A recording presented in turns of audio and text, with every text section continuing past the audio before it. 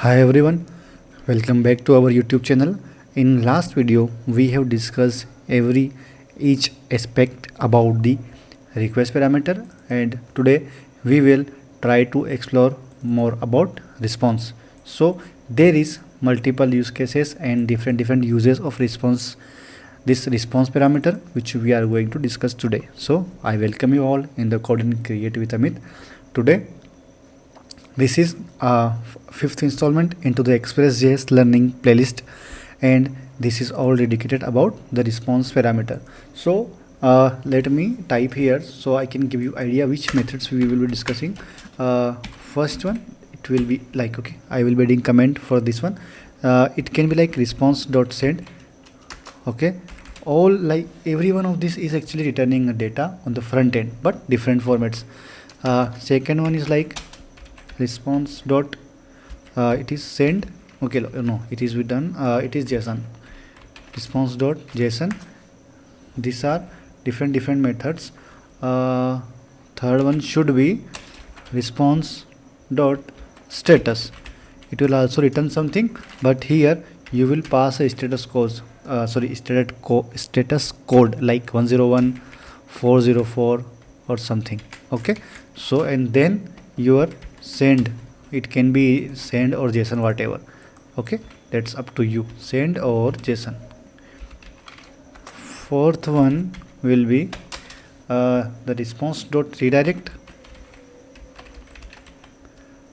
which you can redirect the method to a new route. Like here is our endpoint starting for users, so here if you want to redirect something new route, like from users you want to redirect the API code to something like cart, order or any other module, you can do that also. The fifth one is something like a server side kind of thing, which will be response dot render.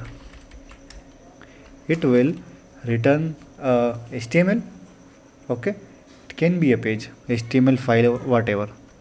Sixth one will be like response.set or something. Yeah, response.set. Here you can do something like, for example, xDate. We have some parameters into header, custom header and its value. Anything could be the value, so that way you can also use it. That is for setting some headers, and then you can use your send one, which is discussed like the first one. Then but it could be more, I think. Yeah, one more is there, response dot send file.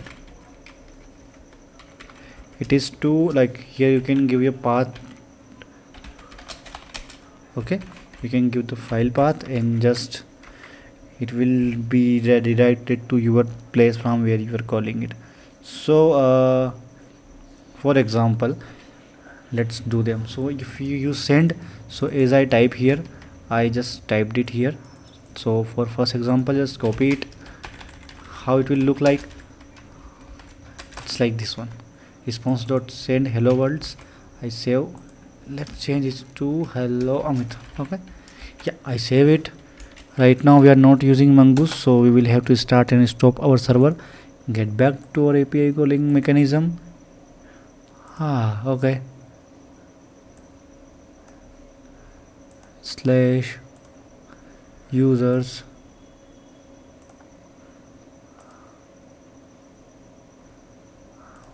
what is wrong with it. Okay, so response dot send. Guys, sorry, we did something on the wrong place. Let's get back to our router. Okay, we are directly hitting on the main path. If you do something like this, it will show you. You see, that's why I am saying let's go to router, so I can describe you the different aspect of this. Okay, let's keep it here. Get back to our router, which is users. Okay, so at the what we can say, at the root level of users, we are doing this. So just stop your server, start it again. I click it, you see hello Amit, which is coming like this. Second example is our the JSON one. So for that you can do response dot JSON and then the JSON body. How JSON is an object, so message, and this is a JSON response. Save it, just start it, get back to code. Okay, one second, we cannot use multiple. If it send one time, then it will not reach this code. Save it, do this. You see there is a JSON body coming into the response with the key message and the message actually coming from it. The okay, so here see status code 200. Now we will go through this one, which is our third one, the kind of sending a status. So just copy, not too much hard work. 404. Actually I will give a list of status code. So there is a multiple series, like it start for 100, 200, 300, 400 and 500. I'm not sure if 6 and 7 exist, but from 100 to 500 there is different series for different kind of status code. If it is success, there is 200, as you see here. For this one, there if I hold it, you can see it details. Okay, so there is different status code. 404 is, I think, for not found. Let's comment it out, otherwise it will not reach here. It is JSON response with status code. I save it, restart our server.